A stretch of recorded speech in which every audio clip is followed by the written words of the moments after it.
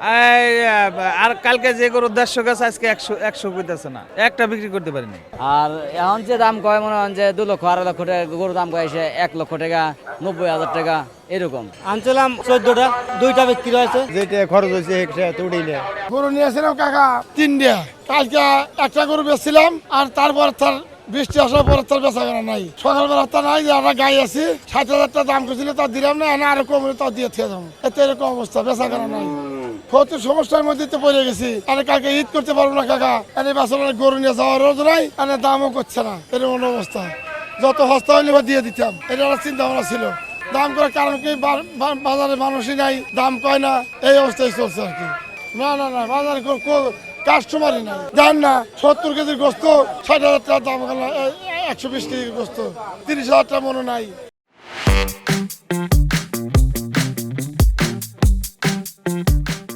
গরু আনছি 4টে, 2টা বিক্রি করছি আর 2টা আছে। সকাল থেকে কাস্টমার তেমন একটা নাই। এখন এই যে 2-4 জন দেখা যাচ্ছে।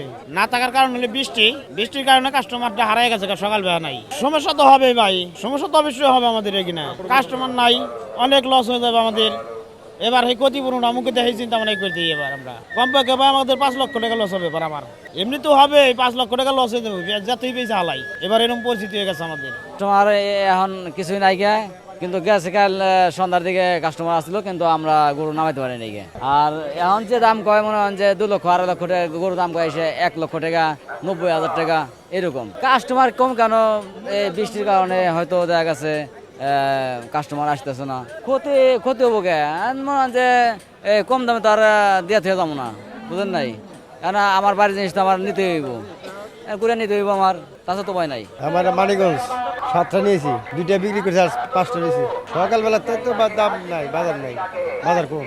লোকজন কম মানে করি জানে আমরা কম কেমবা, বৃষ্টির কারণের জন্য বেচা কিনি কম। মনে করেন যে যেটা খরচ হয়েছে সেটা তো উঠেই না। গরু প্রতি 50-60,000 টাকা লস হয়। মানিকগঞ্জ 8টা, একটা বিক্রি করতে পারিনি। দামই বলে না, গরু বেশি, লোকজন নাই। আর কালকে যে গরু 150 গেছে আজকে 100 কইতেছে না, বৃষ্টির কারণে।